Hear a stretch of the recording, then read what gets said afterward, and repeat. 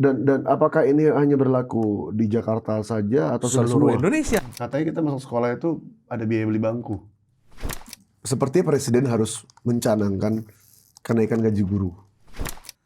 Jalur afirmasi ini termasuk di dalamnya adalah peruntukan untuk anak-anak guru. Berarti kan Selain anak-anak guru emang biasanya afirmasi apa aja? dikategorikan oleh dengan pendapatan rendah.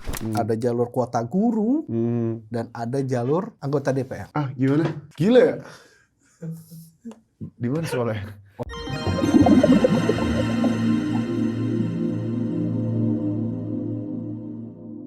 Nggak, pendaftaran negeri gimana sih? Lebih susah ya pada swasta? Yes.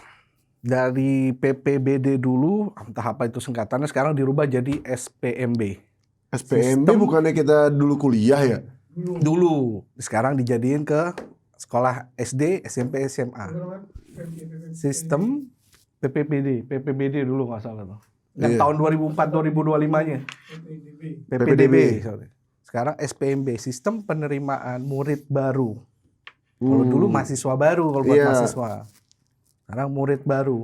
Prosedurnya sangat ribet dan setelah kita daftar pra-pendaftaran, biasanya ada di domisili regional itu nggak perlu daftar melalui tahap awal di pra-pendaftaran. Karena datanya otomatis masuk tuh biasanya tuh. Jaksel. Ya, di dashboard baru, di aplikasi baru, aplikasi tahap pertama.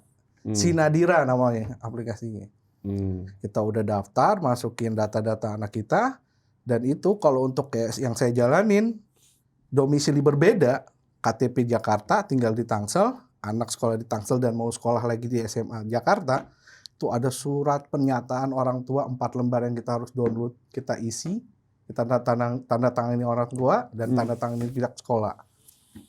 Berarti daftar ulang gitu ya? Di awal, tahap 1. Tahap 1 ya? Masih tahap 1, kedua? masih pra itu. Oke, terus? Pra pendaftaran udah selesai, baru kita masuk ke aplikasi berikutnya di pembuatan token. Token? Nah, token ini jadi gini, kita daftar untuk bisa dapat NISN, nomor induk siswa nasional. Oke. Nanti keluar NISN, itu nanti baru yang keluar itu adalah username dan password. Username-nya itu nomor induk siswa nasional. Password-nya itu nanti kita buat sendiri atas nama anak kita. Nah, itulah yang nanti buat kita login di aplikasi SPMB online. Dari situ baru kita masukin tuh klasifikasi dari rapot, nilai rapot anak kita. Kalau yang saya jalanin dia rapot SMP dari kelas 1, semester 1, semester 2, kelas 2, semester 1, semester 2, dan kelas 3, semester 1. Berarti ada 5 rapot. Kita input tuh satu-satu tuh. Dengan fisiknya harus di-scan. Jadi kelas 7 disebutnya. Kelas 7 semester 1 isi nilai PPKN berapa, matematika berapa, isi semua. Udah masuk semua, verifikasi, input lah hard copy-nya. Scanannya. Masukin, baru kita unggah, diverifikasi dulu di situ. Itu memakan waktu. Berapa lama? Ada yang 15 menit, ada sebentar yang bisa lah ya. 1 harian full, tergantung server itu balik lagi gitu. Ya alhamdulillah kemarin beberapa jam aja sih satu itu, ada yang beberapa menit. Terus sampai ke kelas 7 semester 1. Karena semester 2 itu semua. Setelah itu akan diklasifikasikan rata-rata nilai raport. Keluarlah. Dari nilai raport itu kan sekarang ada lagi 3 jalur kan. Ada jalur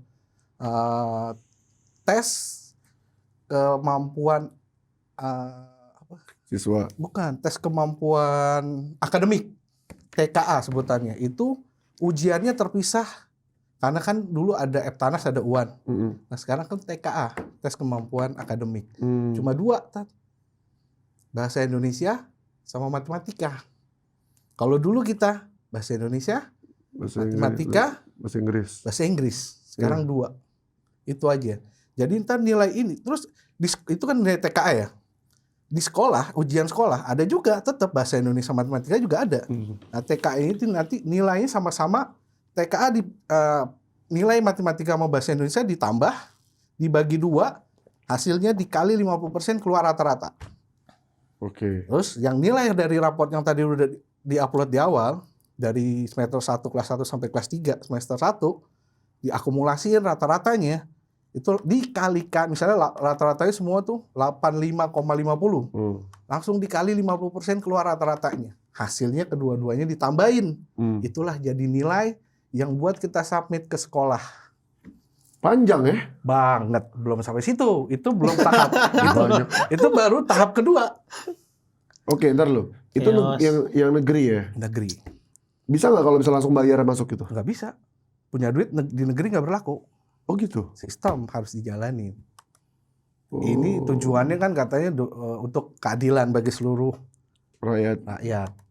Tapi apakah sistemnya ini udah diuji untuk ke semua kalangan orang tua? Dan sosialisasinya apakah sudah merata? Dan apakah ini hanya berlaku di Jakarta saja atau Seluruh semua? Indonesia? Sudah Disosialisasikan secara gamblang? Saya tidak merasakan dapat sosialisasi baik dari TV, media online, bahkan di hari pendaftaran itu saya cari sendiri di platform media sosial. Berarti harusnya berarti ini tugasnya siapa nih? Mendikbud ya? Mendikbud kan. Mendikbud ini harusnya membuat sebuah video pendek di sosial media untuk dipublikasikan. Tidak hanya di sosial media, semua di TV. Iya, karena kenapa gue bilang di sosial media? Karena sebagian besar masyarakat ya menggunakan sosial media, baik TikTok, baik Instagram, dan YouTube. Iya. Nah ini harus di-blast nih, karena generasi kita mau nggak mau, terima nggak terima ya generasi itu. Betul. Ya kan? Kalau misalnya itu tidak terrealisasikan, bagaimana informasi bisa sampai kepada masyarakat? Ya kan? Karena yang saya dapat juga di TikTok tuh memang di TikTok lah khususnya banyak tutornya. Tapi saya yakin itu bukan dari lembaga yang Bersangkutan. Iya, bukan dari lembaga yang bersangkutan. Tapi ya itu justru yang jadi manfaat buat kita-kita. Tapi apakah semua orang tua di pelosok negeri ini juga Aware terhadap itu. Itu yang jadi pemikiran saya. Iya. Jadi ketakutan di sekarang ini kita ngadepin masalah kelulusan anak ini, buat orang tua tuh yang tadinya hanya berpikir untuk nyari uang aja, sekarang double kill. Harus juga aware dan harus juga paham teknologi. Iya. Kalau enggak, aduh. Karena banyak yang saya alamin di teman-teman sekolah anak saya, yang nilainya jauh berprestasi lebih baik dari anak saya, tapi orang tuanya kurang aware. Bahkan kita juga saya sampai bantuin, saking kasihannya, karena saya lihat potensinya anaknya ada, tapi karena keterbatasan dari orang tua, jadi mau nggak mau kita bantu.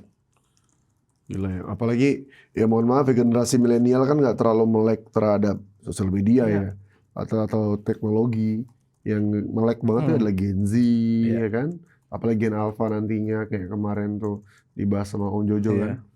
Jadi emang mau nggak mau harus melek sih, dan mohon tolong disosialisasikan lah tentang bagaimana submit nilai-nilai anak itu kan. Dan kalau misalnya kayak sekarang ini kan masalah kita tuh bukan cuma masalah pendaftaran anak, tapi biaya. Itulah. Mas, punya anak Mas?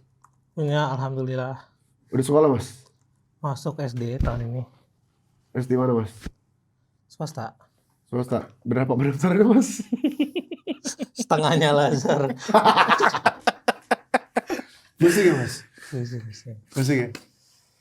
Ya dulu perasaan dulu kita daftar sekolah tuh 5.000 perak. Iya. Enggak, gua Lebih tua berarti Anda dari saya. Ustaz. enggak dong. Enggak. Gua masuk itu pendaftaran dapat baju, dapat buku, dapat baju buku ya dulu ya, baju buku itu 300.000. 300.000 dulu. Dan sekarang berapa? Sekarang itu kalau di negeri ya, saya sebenarnya anak baru mau masuk negeri ini di SMA ini. Tapi dulu sudah yang udah saya dengar sih kalau di negeri memang free biayanya. Tidak ada biaya. Yang kita beli itu hanya uang sewa buku, nggak ada uang beli buku. Jadi kita dipinjemin buku itu untuk 1 tahun ajaran. Yang kita harus ngejaga dan nanti di akhir tahun ajaran kita kembalikan, harus dalam kondisi utuh. Buku itu? Iya. Kayak mana? Buku pelajaran ya, di luar buku tulis. Kayak mana buku utuh? Aku habis kecoret-coret dulu. Ya itu dia. Makanya di sekarang orang tua juga ikut berperan dalam mendidik anak juga. Jadi nggak cuma suruh anak berangkat sekolah ngerjain PR, tapi harus juga ngawasin. Karena nanti sanksinya ya kita harus ganti rugi juga kayak gitu kan, dari kerusakan yang ada. Jadi selain itu kita hanya bayar uang sewa, Kalau seragam ya otomatis kita beli yang dibeli di sekolah itu hanya seragam batik dan baju olahraga kalau di negeri. Iya. Ya, dan yang lainnya kita beli juga tapi di luar. Di luar, ya. Otomatis biayanya juga lebih besar kalau sekarang. Iya. Gila ya, penasaran. Gue kemarin baca, bener gak sih? Ada satu artikel gue baca, katanya kita masuk sekolah itu ada biaya beli bangku. Tahun kemarin, 3 tahun yang lalu waktu anak saya mau masuk SMP, dari SD ke SMP, di salah satu tempat saya mau masukin anak saya sekolah saya nggak sebut sekolahnya ya, di salah satu tempat SMP negeri di daerah Tangerang Selatan, dan saya diarahkan untuk melalui beberapa jalur. Ada jalur kuota guru dan ada jalur anggota DPR.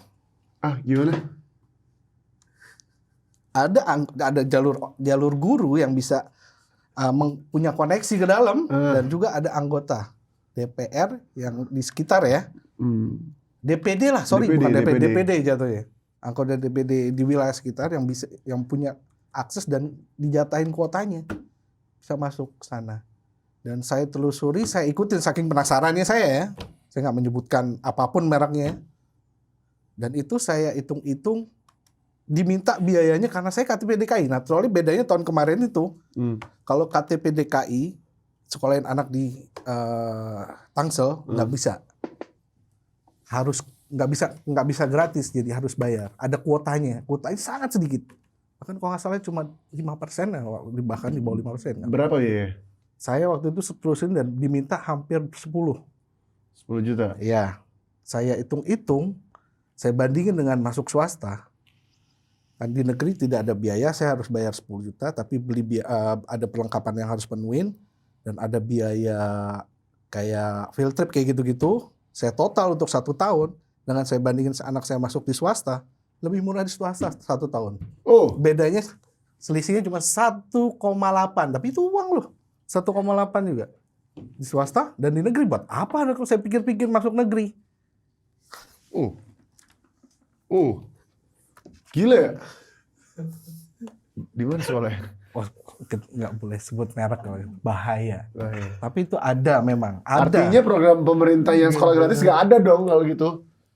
Saya berharap di tahun ini benar-benar bersih. Dan harusnya dengan sistem yang sekarang, di tahun ini, tidak bisa lagi diakalin dengan cara seperti itu. Karena sekarang by system semuanya. Kalau tahun kemarin masih semi manual.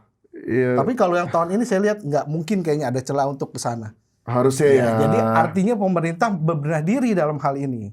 Dan seharusnya kalau saya lihat dengan sebegitu rumitnya dan segala sesuatunya harus kita jalankan sendiri. Nggak bisa kita melalui Syafaat orang dalam ya. Betul. Nggak bisa pakai joki lagi gitu. Nggak bisa. Kita harus sendiri. Jadi kayaknya celah untuk ada jalur otomatis yang ke dalam itu nggak mungkin. Berarti nggak bisa pakai orang dalam segala Nggak macam bisa. karena sudah sistem ya. Iya. Karena terus juga kuotanya juga dibagi. Karena kan di dalam ini ada 4 jalur. Jalur afirmasi, di mana jalur afirmasi ini saya berdasarkan data ya. Kita buka, jadi ada 4 jalur. Dan ini ada kuotanya masing-masing. 4 jalur itu yang pertama jalur prestasi akademik. Dan itu kuotanya 25% untuk SMA ya. Oke. Lalu untuk jalur prestasi non akademik ya seperti yang jadi ketua OSIS, jadi ketua pramuka dan ikut ekskul ya, ekstrakurikuler yang berprestasi di sekolahnya 7%. Ada jalur afirmasi untuk masyarakat yang berpenghasilan rendah, ya tenaga medis, anaknya, anak PPSU kayak gitu-gitu. Itu 30% lebih besar jalur kuotanya. Ada jalur domisili yang Daerah bertempat situ. tinggal di sekitar 35%, dan terakhir jalur mutasi 3%. Mutasi. Jalur mutasi mungkin tuh yang orang tuanya pindah tugas. Pindah kerja, iya. Seperti itu. Itu ya untuk setiap SMP, SMA, SMK itu punya kuota yang berbeda-beda dari 5 jalur ini tersebut. Gila. Jadi sebegitu sangat rumit dan pusing ya. Jadi pusingin sekarang di orang tua. Ya emang ya. Anak sekolah yang pusing orang tua pasti. Ya pasti. Anak sekolah yang pusing orang tua. Udah masuk sekolah yang pusing baru anak. Iya. Ya kan? Yang penting nggak boleh yang pusing tetangga. Iya, Bahaya itu. Ada urusan apa nih? Maka Ada apa ini? Kenapa emosi tetangga? Betul. Iya. Berarti tadi Gitu. lebih murah swasta. Kalau punya uang, sesimpel itu. Swasta tinggal daftar, tes sebentar, Ya. masuk bayar, gitu kan? Anakmu swasta, ajib. Lu gimana? Tapi setiap orang kan punya sudut pandang beda ya. Iya, Tat, ya. iya.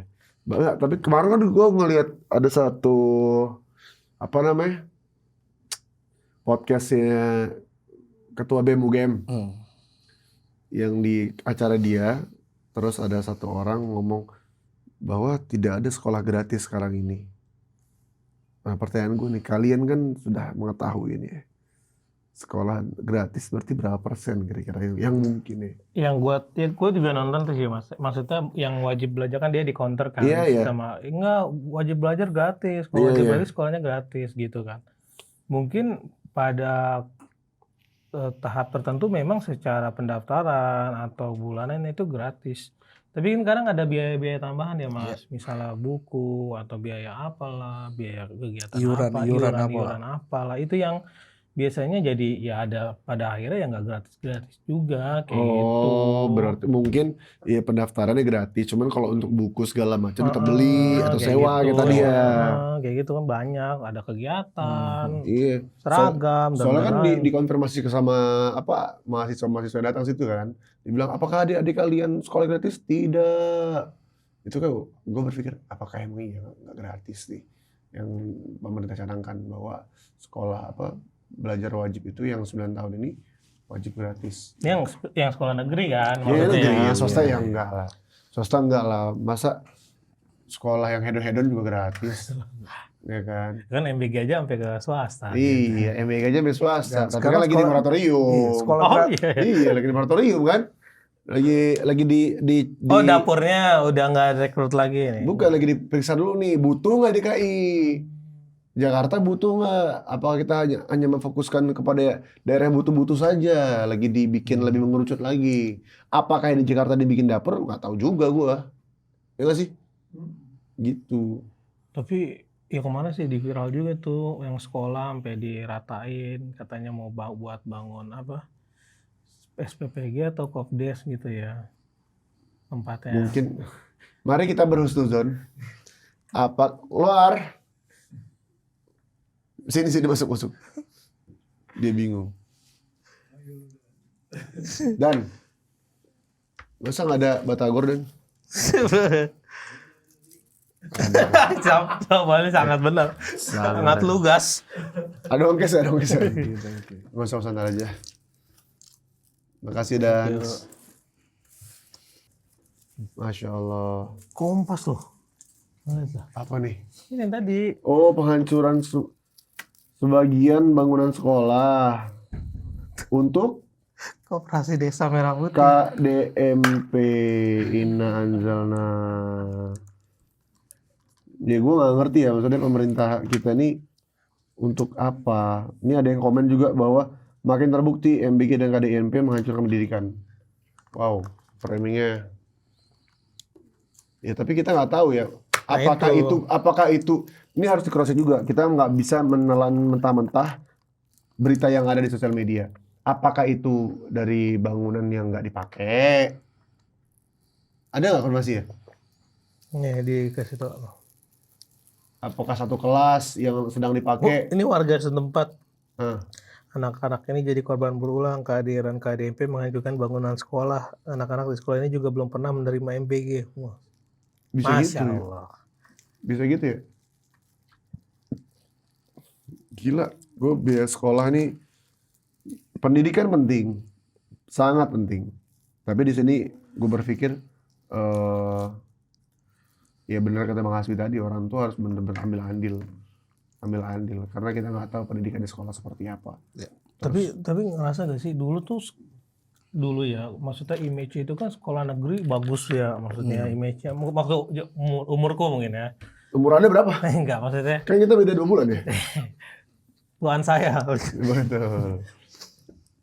Enggak, dulu tuh sekolah negeri tuh kayaknya bagus gitu ya, banyak yang unggulan. Swasta mungkin ya ada sedikit lah yang bagus. Cuman sekarang trennya kayak orang jadi lebih pada suka ke swasta karena dianggap kualitasnya lebih baik daripada negeri. Negeri ngalamin penurunan.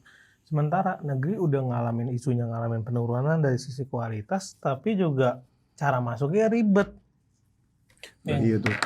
Problem. Dulu unggulan banyak kan, ya kayak mungkin abang di Jakarta atau Bang Hasbi tahu lah maksudnya yang sekolah-sekolah unggulan banyak kan di Jakarta. Sekarang kan kayak nurun, gak sepopuler itu. Nah itu gimana sih sebetulnya? Nah, gue berpikirnya sepertinya presiden harus mencanangkan kenaikan gaji guru. Jelas itu mah wajib atau Iya kan? Minimal setara dengan swasta. lebih baik itu. Iya dong. Ya. Karena apa? Dengan semangat gaji guru tersebut naik, sehingga metode pengajaran yang diberikan kepada murid-murid juga lebih baik. Ya. Bagaimana mungkin guru mengajar dalam keadaan lapar? Bagaimana mungkin guru mengajar kepada murid-murid dalam keadaan lapar, dalam keadaan token rumah bunyi? Susu anak belum dibeli. Sama satu yang miris saya di sekarang nih. Di jalur afirmasi ini ada jalur di mana di situ diperuntuk untuk anak-anak guru. Dalam tanda kutip yang bikin saya miris.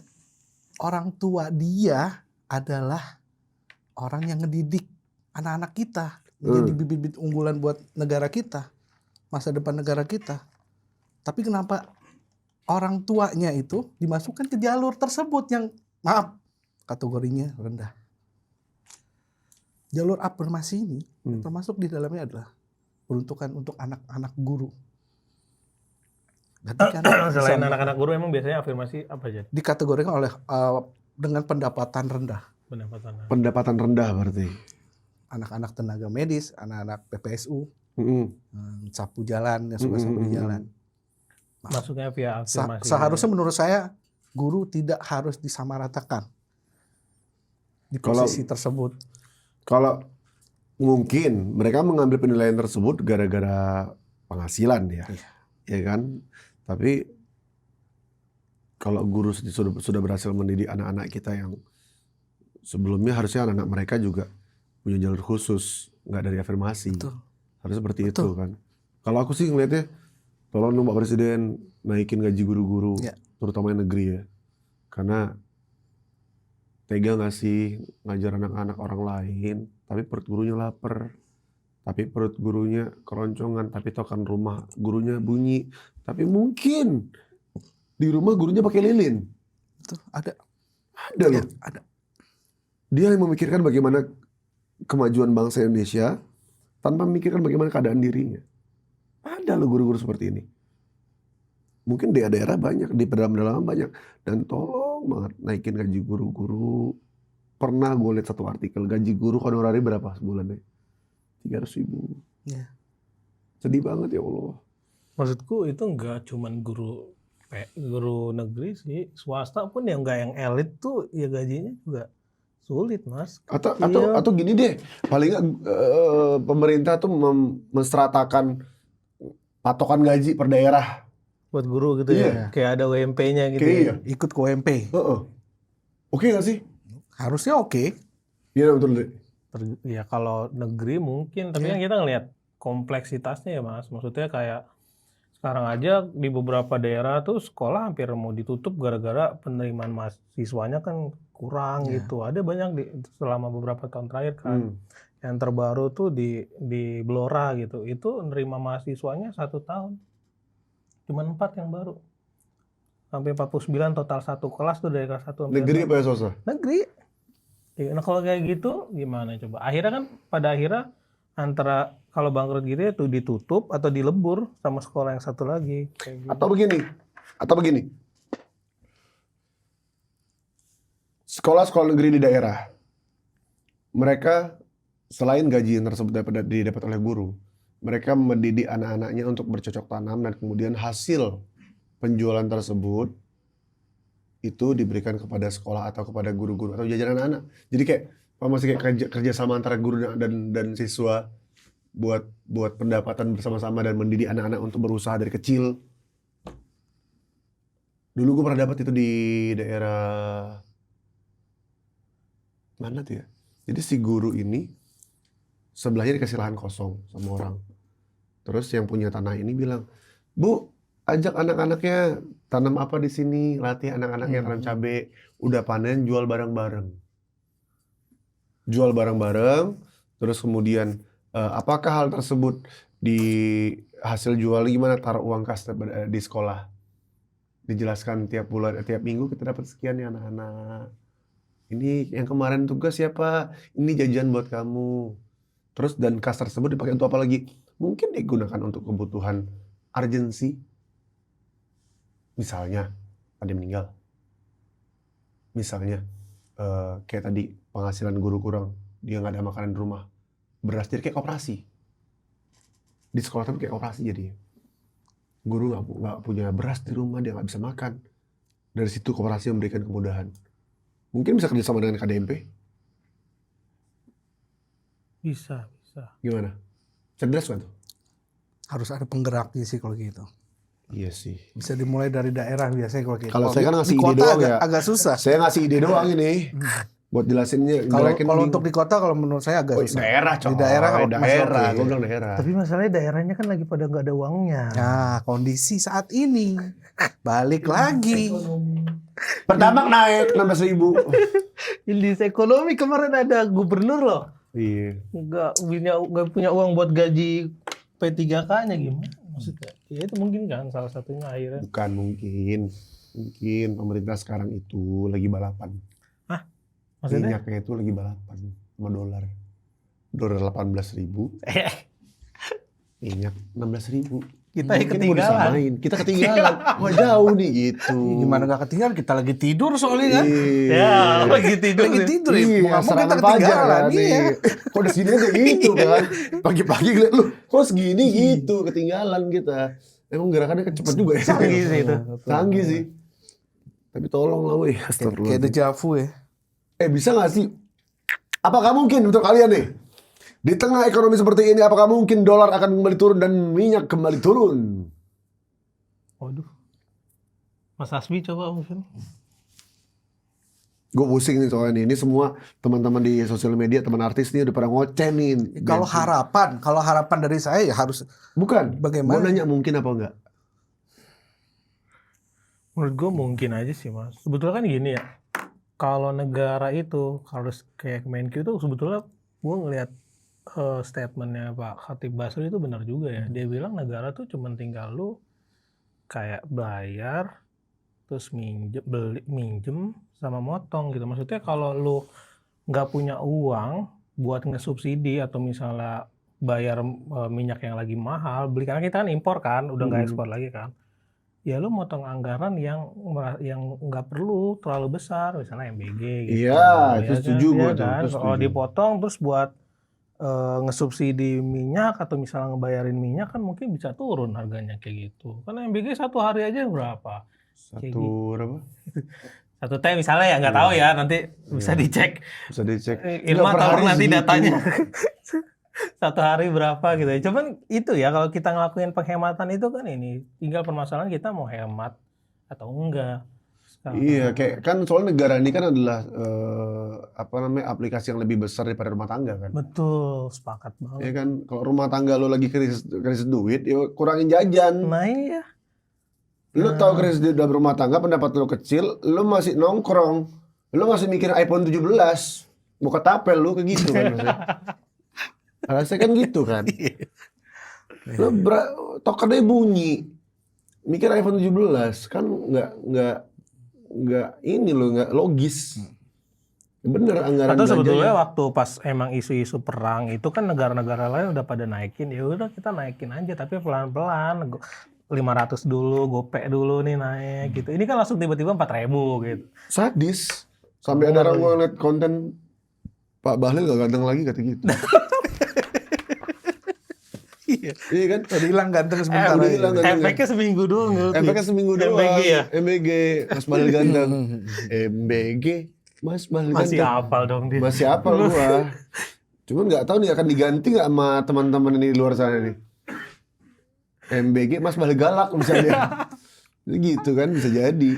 Maka tolonglah ini dan bahayanya ini gue lihat sosial media ya, bahayanya ini ada informasi tadi, wallah alam, mudah-mudahan salah.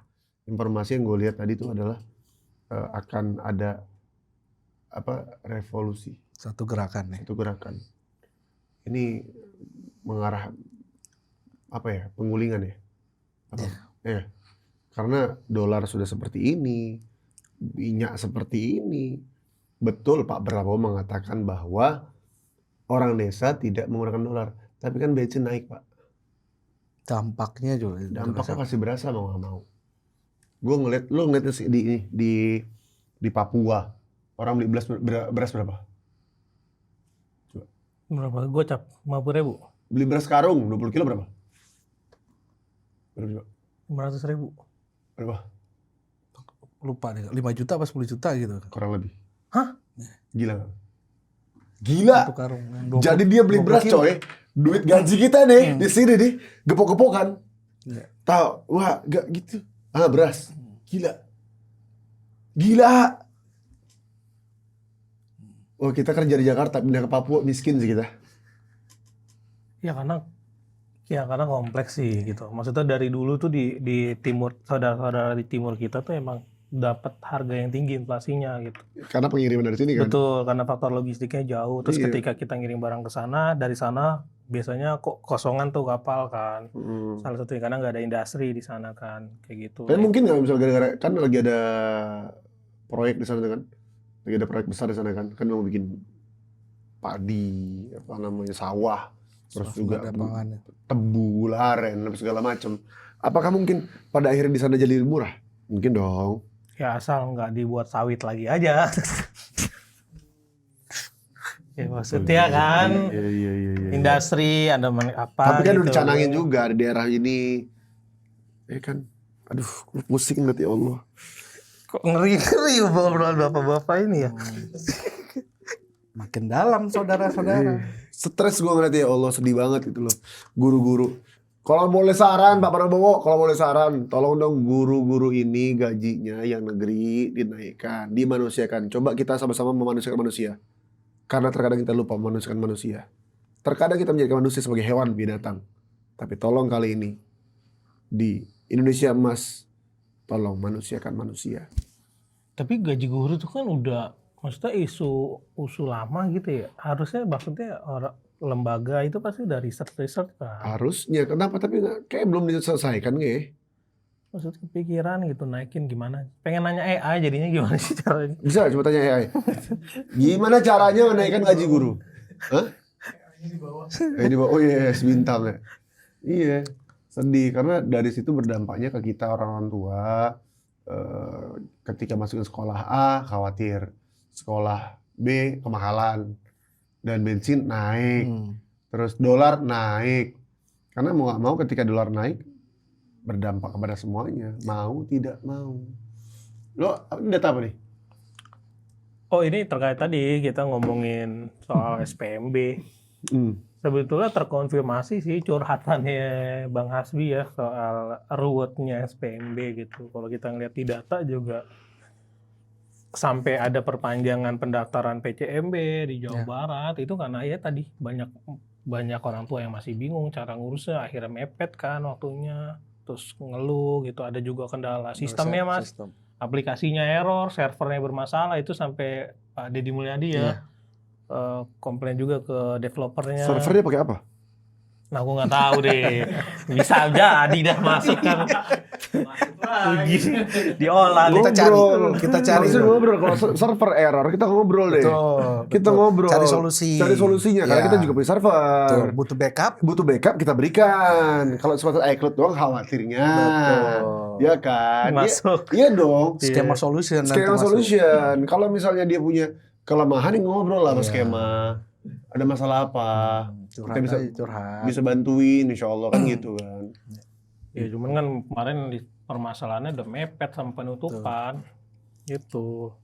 Ya Mendikbud ngobrol yuk terkait masalah. Nggak cuma Mendikbud sih, Pemda. Pemda ngobrol yuk. Pemda, Mendikbud, Wali Kota, Gubernur ngobrol kita yuk. apa kebutuhannya server, apa yang dibutuhkan, kenapa menjadi error, kenapa menjadi lama, kenapa harus beribet segala macam, kita ngobrol. Siapa tahu kami bisa memberikan solusi untuk mempermudah para orang tua dan para calon-calon siswa. Lanjut, Mas. Lanjut. Nah ini isunya, memang kalau kita lihat tuh kendala ribetnya SPMB ini yang paling besar isunya. Kayak gitu. Jadi nggak cuma Mas Asbi nih atau Bang Asbi yang komplain soal, hampir banyak netizen komplain soal ribetnya SPMB ya. Terus juga memang kalau kita ngomongin SPMB, ada sisi positifnya lah, harapan siswa agar diterima di sekolah impian. Ya tentunya ya sebagai orang tua kan pengennya gitu kan, udah punya target sekolah tertentu. Kayak misalnya kalau di Jawa Barat kan ada sekolah maung ya Mas, gitu. Nah, programnya mereka pengen banget tuh masuk ke sekolah maung. Nah ini juga menarik nih, minimnya pendaftaran sekolah terancam ditutup. Ini kan anomali ya, di tengah orang pengen banyak daftar masuk sekolah, tapi ada yang sekolah nggak punya murid gitu. Nah ini juga problem juga. Apakah nanti sistemnya dari pemerintah harus ada evaluasi, misalnya tentang tata letak sekolah, kayak gimana? Karena kan banyak kan sekolah udah ada dari zaman kita dulu kan. Misalnya di satu daerah ini, di kecamatan kelurahan ini ada satu sekolah. Tapi mungkin di saat ini di kelurahan ini udah nggak ada tuh demografinya yang orang-orang sekolah. Nah itu juga jadi problem karena udah sepi mungkin sama anaknya ya. Karena memang waktu pembangunan awal sekolah tuh kita nggak ngelihat proyeksi kependudukan. Padahal itu penting. Di masa depan kira-kira di daerah ini rame apa banyak orang nggak sih gitu. Sensusnya gak gerak berarti. Ya, itu Tapi maksudnya ada kemungkinan lain. Apa? Apakah mungkin juga di daerah tersebut sebenarnya banyak anak-anak yang butuh sekolah, tapi karena sistemnya ini yang membuat mereka jadi tidak bisa mendaftarkan anak-anaknya. Ketidaktahuan, akhirnya pada akhirnya keterlambatan waktu. Gaptek segala macam ya. Ya, sosialisasi terkait teknologinya. Bisa, Menurut saya sih tahun depan sebenarnya dijadi satu aja dashboardnya. Kalau ini kan kita kayak ada 2 dashboard terpisah. Bahkan jatuhnya di pra-pendaftaran kita masuk ke dashboard yang berbeda, kita isi sampai keluar nomor registrasi. Kita masuk dashboard berikutnya untuk bisa kita dapat nomor token. Setelah dapat nomor token dan nomor NISN itu, baru kita masukkan lagi untuk login di SPMB online-nya. Dan itu kalau buat SMA nanti baru tanggal 15 dibuka untuk nge-war. Nge-war bahasanya. Karena nanti token baru kita masukin ke sekolah yang dituju. Nge-war BTS. Ya, kita masukin habis itu nge-war dan itu sampai tanggal 26 maksimal akan pengumumannya. Dari mulai tanggal 15 besok. Terus setiap hari kita harus kontrol kalau kita udah input data-data anak kita. Dan itu setiap hari grafiknya itu akan naik turun kan, tergantung dari nilai kan. Nah, dan itu bukan jadi satu kepastian juga setelah proses panjang yang kita jalanin, terus anak kita pasti diterima. Karena balik lagi setiap sekolah ada kuota.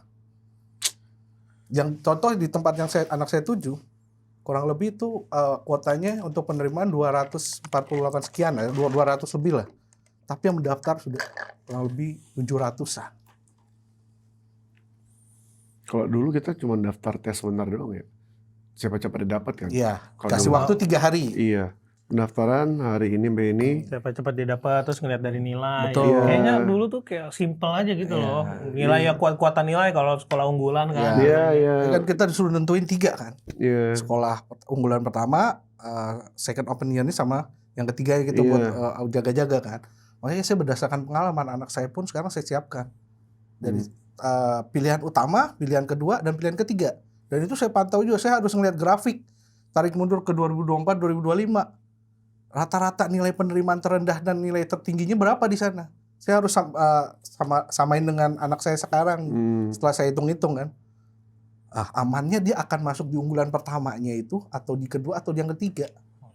Tapi minimal saya nggak mau putus asa. Saya lihat dari nilai anak saya mau optimis dulu ke unggulan pertama sekolah di Jakarta Selatan. Tapi kalau memang itu setelah 1 hari saya lihat grafiknya anak saya ketendang atau bahkan udah mau hampir ketendang, saya harus lempar lagi. Nah, masalah ini apakah semua orang tua itu paham dengan sistem seperti itu? Ujung-ujungnya nggak masuk sekolah, dia sekolah masak. Ya, ada kemudahan memang. Disiapkan satu posko di setiap wilayah. Kayak Jakarta Selatan, poskonya itu di SMA 70. Jadi kalau orang tua yang memang kurang paham atau kemarin tuh banyak kendala tuh pada saat verifikasi data. Jadi kita masukin alamat orang tua sesuai KTP. Kadang KTP sama KK beda. Titik koma. Itu aja bisa ketolak gara-gara itu. Saya Wah, masuk ribet sesuai banget ya. KTP. Ada di KTP ada nama gang. Nggak ada nama gang misalnya saya tinggal. Terus dia kakak ada nama gang. Nggak masuk Ditolak tuh. terus. Akhirnya saya coba gimana caranya coba pakai alamat kakak. Sesuai titik komanya semuanya baru bisa. Apakah itu tersosialisasi sampai terdetail itu? Stres emak-emak jujur. Saya pulang dari kantor istri saya yang tadi saya suruh minta tolong dia nge-backup saya untuk pendaftaran. Stres. Oh, pantesan kemarin nggak masuk ya? Tadi kemarin Oh, iya, maaf. nggak kemarin itu saya sedikit bahagia karena hadirin pelepasan anak saya SMP. Oh. Lepas dari SMP dan sekarang mau jenjang SMA. Jadi kalau di sosmed kita lihat pembicaraan tentang SPMB itu ya banyak orang stres. Yang stres itu orang tuanya bukan anaknya.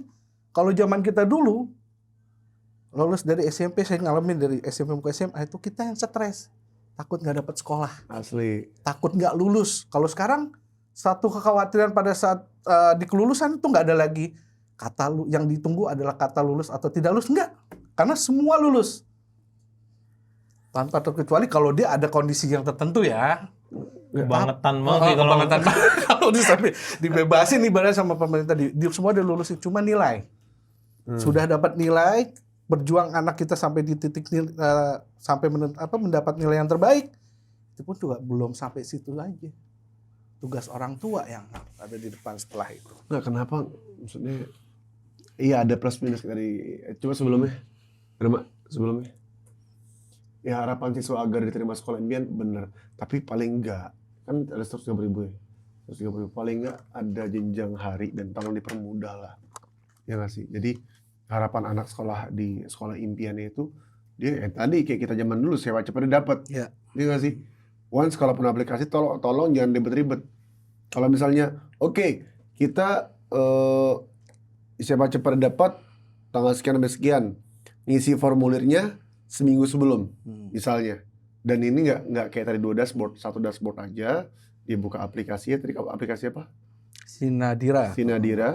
Di aplikasi kita coba diolah lagi, harusnya pemerintah olah lagi nih aplikasinya lebih mudah, masukin name, masukin Nilai rata-rata. nilai rata-ratanya, terus kemudian alamat sesuai kakak, kemudian tesnya berapa, ada berapa tes pastikan. Kalau dulu kan ada tes kan? Dulu dari hasil Eptanas atau hasil UAN-nya aja. Kalau sekarang kan yang tadi saya sebutin di awal, ada 2 nilai TKA yang diklasifikasikan jadi rata-rata, terus nilai 3 tahun sekolah. Nah makanya nih yang 3 tahun sekolah itu kayak nggak perlu tuh. Jadi tes pengetahuan yang utamanya aja. Contoh. Iya, sekarang sekolah pemerintah lagi mencanangkan mengupgrade. Berarti tesnya adalah bahasa Inggris, matematika, bahasa Indonesia. Mengutamakan tuh. Jadi tesnya itu doang tuh. Jadi nggak perlu lagi tuh tes yang sebelumnya karena sudah ada nilai rata-rata dari sekolah. Ya. Masukin sebelum pendaftaran, sebelum. Ketika sudah sekolah mengabarkan bahwa kita pendaftaran 3 hari. Pendaftaran di hari tersebut masuk regulasi pendaftarannya seperti apa. Jadi tahu nih kuotanya yang mau daftar di sekolah tersebut. Contoh misalnya kuotanya 200 orang. Dari seminggu sebelum udah mulai nih ngisi. Tapi nggak seribet sekarang. Ya nggak sih? Sangat. Nggak seribet sekarang. Jadi lebih simpel aja gitu. Dulu gue perasaan gue dulu kan gue SMP Pertiwi. Nama SMP Pertiwi di Medan. Kelar SMP kemana ya? Gue tembak langsung aja, nggak mikir berapa kali gue. Kalau SMA 3 Dharma Wangsa, negeri sama swasta. Gue tembak dua-duanya. Terus mikir, jangan sama 3 kenapa? Sebelah SMP, pergaulannya itu aja. Pengen yang lebih jauh dikit. Langsung, jadi to the point. Dan datang, daftar. Waktu itu masih pendaftaran hari pertama, cuman gue nomor urut masih puluhan yang baru daftar. Jadi simple, nggak usah yang gimana-gimana. Wajar sih kalau misalnya pemerintah bilang harus seperti ini nih, harus pakai aplikasi. Wajar untuk meminimalisir yang tadi tuh. Ya. Wajar saja. Betul. Tapi tolong dipermudah aja, nggak seribet ini. Apalagi ya kan, nggak tadi dibilang masalah grafik bisa naik turun. Sekian lama kita masukin data, input ini itu, nilai-nilai anak kita selama sekolah yang sebelumnya. Sistem nge-war setelahnya di ujungnya. Nge-war belum tentu lulus juga. Ini kan wasting time. Kapan nih masukin sekolah lain lagi? Terus pasti mereka bilang, ya barengan masukin ya ke sekolah lain. Pasti begitu. Makanya itu dibutuhkan strategi. Jadi di sini tuh orang tua juga harus punya strategi. Nggak cuma yang mengikuti prosedur aja. Jadi kalau hanya mengikuti prosedur, tanpa kita tahu tahap keduanya setelah kita gagal di tahap pertama apa? Tahap kedua setelah kita gagal di sekolah pertama untuk bisa masuk ke sekolah yang berikutnya itu bagaimana? Tanggal berapa? Jadi di situ butuh strategi dan kepedulian dari orang tua. Jadi orang tua benar-benar harus buka mata bang. Udahlah sibuk Jadi ngurusin. udah jadi investor, Nah, jadi analis, Analis. jadi ahli strategi. Iya. betul. Ampun. Semuanya tuh di orang tua deh. Ah, Akhirnya Pak, dia udahlah pusing ngurusin mendaftar anaknya. Nyari duit buat daftar dan beli Betul. bajunya. Betul. Ajaran baru kan, udah pasti kan. Iya, pasti. Sepatu baru, baju baru. 10 juta nggak perlengkapan kemana. baru. Lihat muka saya aja, sekarang kayak gimana jadi. Kalau saya Karena sih, kelihatan sih. gue sih nggak ngeliat muka Bang Asbi ya. Sebelum on cam bercurhat. Dalam arti nih orang nih. Dalam nih orang nih. Apakah kalian juga merasakan ya? Ya, saya cuman mungkin apa yang saya sampaikan ini mewakili bapak-bapak di luar ya. Bapak-bapak di luar mungkin ya yang sama umurnya sama saya juga nggak banyak. Tapi kasihan untuk yang lebih dewasa di atas saya juga. Karena saya ngalamin sendiri di sekolah anak saya melihat yang anaknya itu memang dia harus fighting sendiri ngadepin itu semua. Gila. Karena keterbatasan dari orang tuanya. Seperti itu siapa yang harus peduli sama mereka? Apakah pemerintah dengar kayak gitu? Ntar gue telepon Kak Seto. Kak Seto. Gila ya. Nah, kita lihat aja mudah-mudahan dampak dari sistem yang diberlakukan di tahun ini tidak ada dampak yang negatif atau bisa membuat anak-anak yang tadinya layak sekolah jadi tidak karena sistem. Mudah-mudahan tidak terjadi ya. Saya berharap tidak. Apakah mungkin gara-gara sistem ini anak-anak bisa jadi nggak sekolah? Itu dia. Saya berharap kita lihat di ending nanti. Mudah-mudahan tidak. Ini kebijakan sistem kapan ini. sih? Hah? Kebijakan kapan? 2006-2027 ini di tahun ajaran ini. Maksudnya sebelumnya kayak Begini gitu nggak? aja. Setiap tahun itu berubah. Setiap tahun beda kan yang saya samain tahun kemarin tuh PPDB namanya. Setiap tahun berubah ya? Iya, dan ini berubah dan ini beda. Kan saya bilang Rajin tahun ya. kemarin masih bisa diakalin. Dan tahun ini menurut saya dengan sistem seribet ini nggak mungkin bisa ada jalur. Kalau masih juga bisa diakalin kelewatan nih benar. Maksudnya yang nitip-nitip kursi gitu. Iya. Dari mana cara nitipnya? Paling nggak kalau yang ini tuh sistem yang bisa diakalin adalah joki. Joki. Ya, kan? joki untuk upload ya. Iya, joki upload, joki Ya. mantau. Karena Paling banyak dia di tuh. TikTok saya lihat tuh orang yang live untuk bantu mantau. Jadi dia buka dashboardnya, ayo kirim gift ini, terus habis itu kirim nomor NISN-nya, nanti saya cek di mana. Wah, iya, Dimasukin gila. nomor NISN-nya 008 Indonesia, bro. bla, bla, bla, bla, Apa bla. aja jadi Indonesia, Cuan, bro.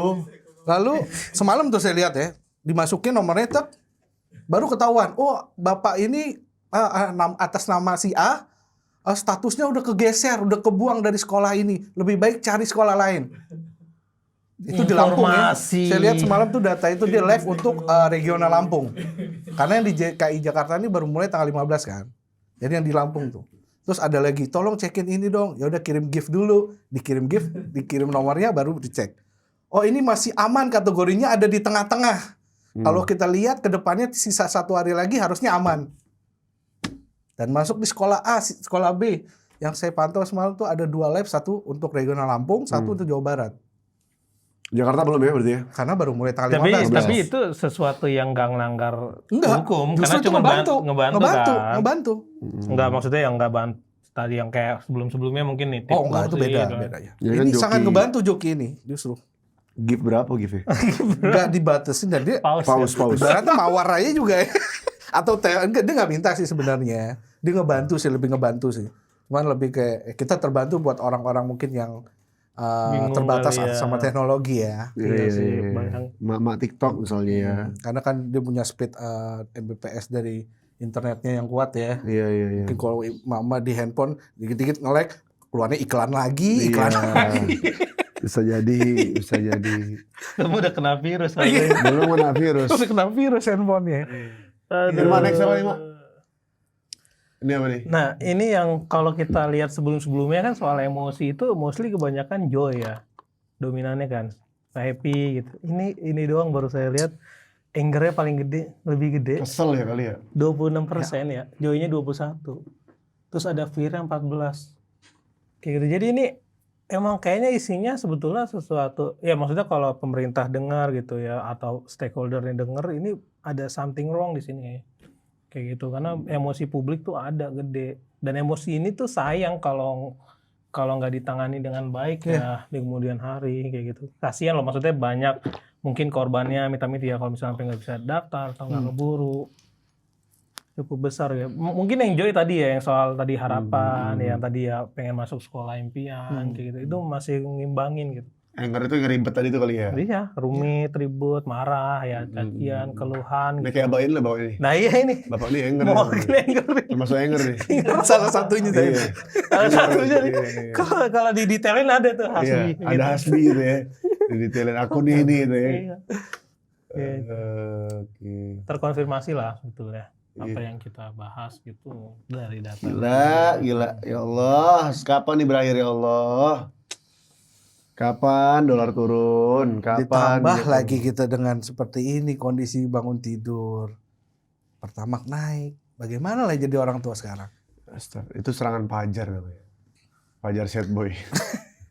Nah sekarang saya mau nanya nih Tat, dalam kondisi seperti ini nih, kita nggak bisa bergantung sama siapa-siapa nih. Kalau dari sisi agama untuk mengatasi kemarahan, kekecewaan, kekesalan dalam kondisi dan situasi yang anak mau masuk sekolah, Indis ekonomi. iya, Pertamax naik, dunia sedang tidak baik-baik aja. Apa yang kita harus lakukan dari sisi agama, Tat? Saya butuh masukannya supaya saya bisa lebih tenang nih, Tat. Biar angernya berubah tuh deh. Betul. Agak jadi joy dikit lah. Ntar enak pemerintah. Ntar enak pemerintah. Dibocorin. Bocor. Ada Alfi aman nanti gitu. Jadi terkadang kita kan menjadi sumpek tuh gara-gara ekonomi. Iya. Ya kan? Sumpek ini berapa persen ya?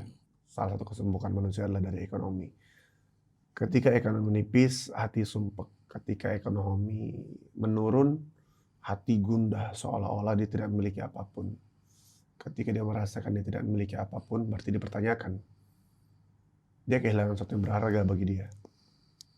Apa yang lebih berharga daripada Tuhan? Ketika dunia lagi tidak berpihak kepadamu, ingatlah, Tuhan tidak akan pernah meninggalkanmu. Dan pertolongan Allah sangat dekat. Lalu bagaimana caranya? Kita bilang, oh saya udah yakin sama Allah kok. Saya udah yakin. Betul, yakin sama betul. Yakin sama betul. Lalu yang kurang tepat apa? Yang kurang tepat adalah ketika dia yakin kepada Allah Ta'ala hanya sekedar lisan.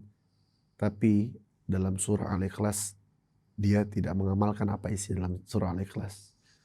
Al-Ikhlas mengatakan, itu kan tentang tauhid, betul. Qul huwallahu ahad. Katakanlah Allah satu. Allahus samad. Nah ini. Allah lah tempatku bergantung. Kalau kita bergantung kepada dunia, maka berantakan. Dunia berantakan, kita berantakan. Ya. Tapi kalau kita bergantung sama Allah Ta'ala, dan yakin Allah mengatur semuanya, nyantai, tenang. Tapi gimana? Tapi habis juga. Yang namanya ekonomi harus perbaiki, betul. Maka perbanyaklah silaturahmi. Silaturahmi, ketemu orang. Minimal. Kita tidak mendapatkan, meskipun tidak mendapatkan uang dari situ. Minimal.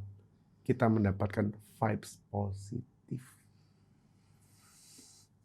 Ketika vibes positif sudah terbangun dalam diri kita, maka rezeki akan datang dengan mudah. Gitu. Terus, Allahumma shalli ala Muhammad. Ketika kita bergantung sama Allah Ta'ala, kita tahu nih, bahwa posisi Allah Ta'ala itu bukan hanya di hati kita. Hiburannya apa nih dalam kesumpekan ini? Sekolah naik, bensin naik, dolar naik. Hiburannya apa buat diri kita nih? Hiburannya adalah menyadari, bukan mengetahui, menyadari. Kenapa? Apa yang harus kutakutkan? Sementara aku hidup dalam Allah. Apa yang harus lu takutkan? Orang sementara aku hidup dalam Allah. Allah semua ini.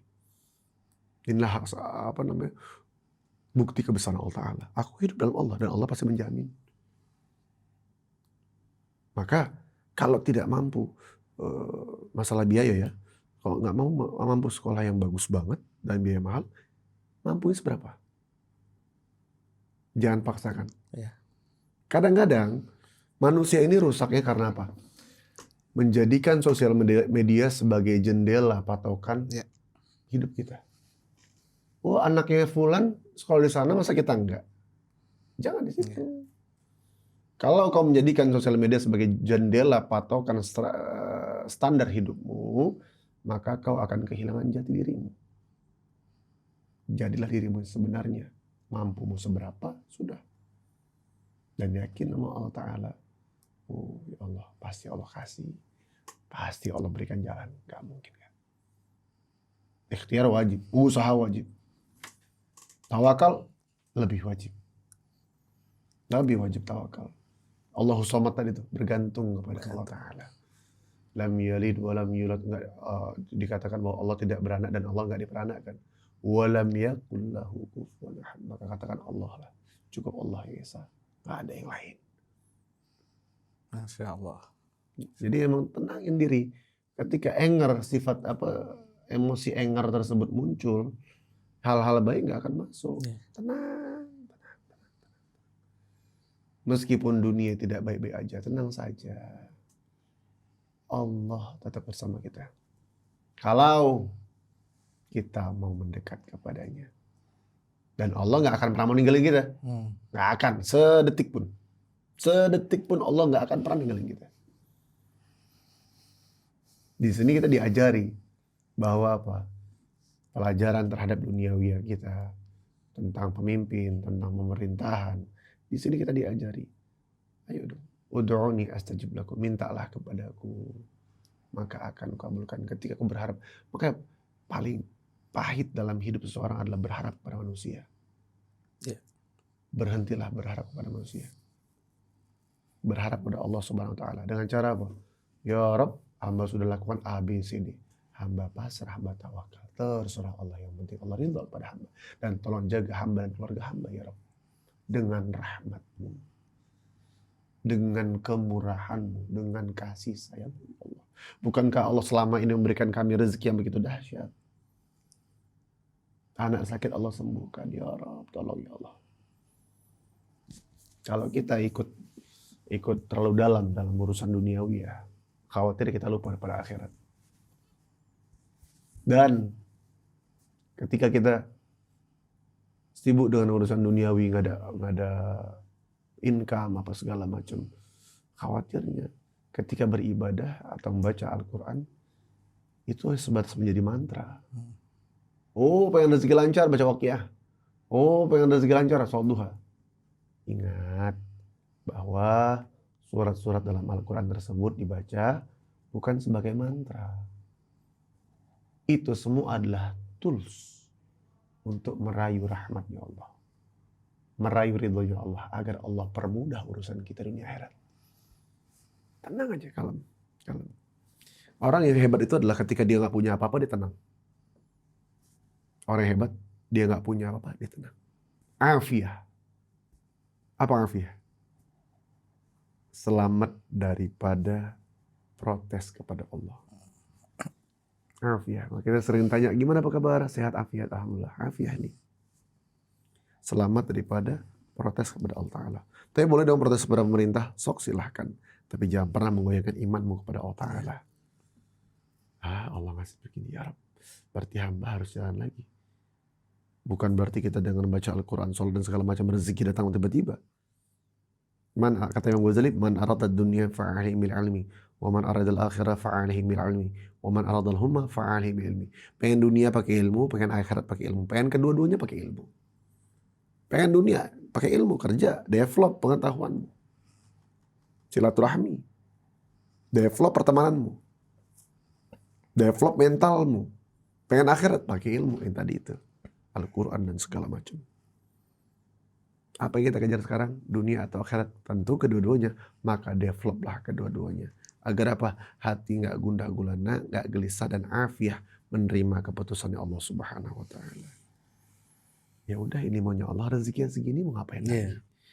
Kapan rugi itu? Ya rugi di akhirat.